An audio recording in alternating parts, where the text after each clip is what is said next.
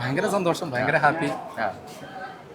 ഇനി കുറച്ചും കൂടെ അറിഞ്ഞിട്ട് ഇപ്പം നമ്മുടെ ഫ്രണ്ട്സും ഇവരൊക്കെ തന്നെയല്ലേ, ഇനിയിപ്പോൾ കുറച്ചും കൂടെ അറിഞ്ഞിട്ട് ബാക്കിയുള്ളവരുടെ ഇതും കൂടെ കേൾക്കാൻ വേണ്ടി വെയിറ്റിംഗ് ആണ് എന്താണ് എന്നുള്ളത്.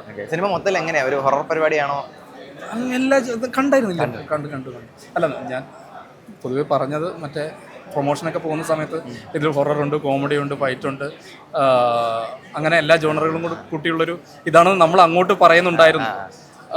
അങ്ങനെ തന്നെ ആയിരുന്നു. അപ്പോൾ പടം കഴിഞ്ഞ് ഇങ്ങോട്ട് പുറത്തു വരുന്ന സമയത്ത് ഫ്രണ്ട്സും കണ്ടവരെല്ലാവരും ഇതെല്ലാം ഇങ്ങോട്ട് പറയുന്ന സമയത്ത് ഒരു മറ്റേ പോപ്പിൻസ് മറ്റേ എല്ലാ ഫ്ലേവേഴ്സും ഉള്ളൊരു ഒരു പ്രൊഡക്റ്റ് എന്ന് പറയുന്ന സമയത്ത് ഭയങ്കര സന്തോഷം.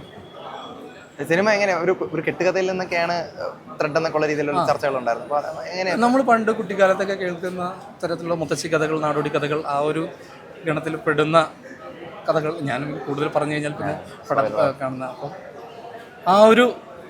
ആ സമയത്ത് നമ്മൾ കഥ കേട്ടിരിക്കാനും ആ ഒരു രസം ഉണ്ടായിരുന്നു. ആ രസം എനിക്കിപ്പോൾ തിയേറ്ററിൽ ഇരിക്കുന്ന സമയത്തും ഫീൽ ചെയ്യുന്നുണ്ടായിരുന്നു. മാത്യുവിൻ്റെ ഒരു സ്റ്റാൻഡ് അലോൺ പെർഫോമൻസ് നമുക്ക് ഇതിനകത്ത് പ്രതീക്ഷിക്കാം സിനിമയിൽ. ത്രൂ ഔട്ട് കീറി ചെതറച്ച് വെച്ചിരിക്കുക.